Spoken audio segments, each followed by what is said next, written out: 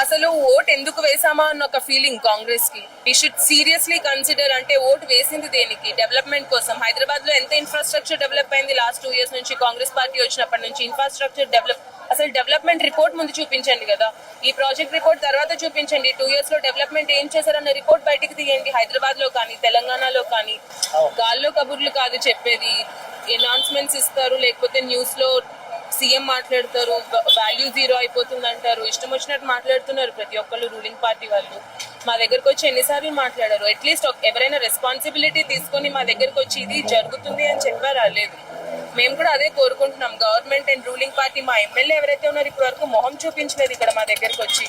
బాపు అంటారు, బాపు టాపిక్ అయిపోయింది, అది వాళ్ళకి వ్యతిరేకత వచ్చింది, అందుకని ఇప్పుడు వాళ్ళు మళ్ళీ వచ్చి మూసీ బఫర్ అంటారు. మూసీ బఫర్ కి కూడా ఒకవేళ మేము లీగల్ గా వెళ్ళేది కాదు అని తెలిసి ఇంకొక రీజన్ తీసుకొస్తారు. అంటే ఇష్టం వచ్చినట్టు రీజన్స్ మార్చి